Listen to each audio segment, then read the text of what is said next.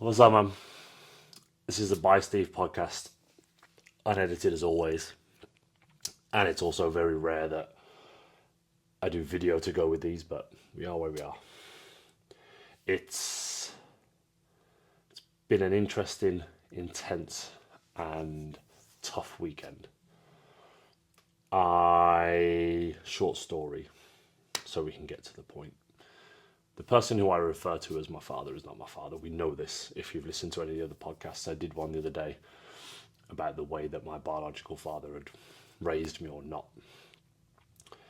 And having done that podcast, I was talking to my mum about it on Friday. She came over. I was like, oh, did this podcast about when Dad locked me in the car for like 6 hours, which then went on to what was a really long chat with her about my childhood, which in turn led into a weekend of reflection, which was tough.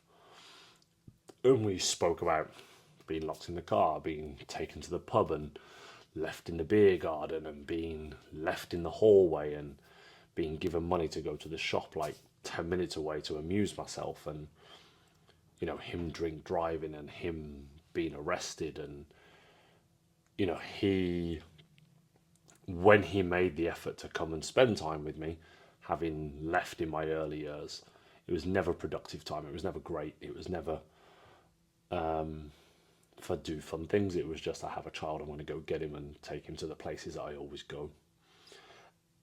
And he wasn't really there.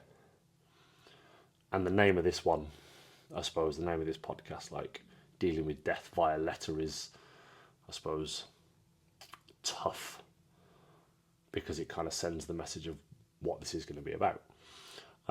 So throughout my early years, he wasn't really there. Through my teenage years, we crossed paths a lot at certain points. Like, I still saw his mother, my nan, and spent a lot of time with her, and did up until she passed 5 or 6 years ago. And we visited, and I visited and spent a lot of time with her when I could. When she was down in Clacton on Sea, all retired and in a home, and she was a good woman. She was a really good woman. But what she could not do is enable him as a man to understand that he had a child, and for him to want to be a part of that for any real length of time in my life. And that kind of came to a head in my late teens when I went to a family wedding, and he basically ignored me. I took a girl to this wedding. It was a family event. And I got there and I tried to introduce the girl to him, and he just walked off.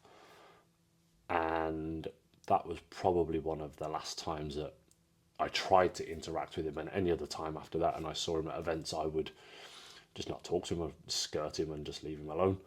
But that was only one or two times after that. And I think it got to like my mid to late 20s. And when I had my cancer diagnosis, he reached out via my mom or via a family member, but never really hung around. He just checked in. Is he all right? Is he going to be okay? Yes, no, cool. And then silence for 10 years, maybe a little bit longer. And before I get into this little bit, it's where I champion the NHS and any other care services. Like, if you need help when you are low, the provisions are there. It was a Saturday morning, and I had post. Very odd. I had a handwritten letter the size of a postcard. It had been 10 years since I'd even really thought about this person. And a letter the size of a postcard came through the door. I was actually quite excited because I didn't know what it was. And I opened it, paraphrasing a little bit, but it didn't fill the back of a postcard. Dear Steve, your dad passed away. He passed away 6 months ago. He'd been in hospital for 2 years. He'd been battling sickness. This is where he's buried. His wife and her children, because they're not his, I don't think, have asked that you give them space to grieve. He died 6 months ago. he asked for us to not let you know that he was sick. And he also asked for us to wait this amount of time so the family could deal with it before we shared that information with you.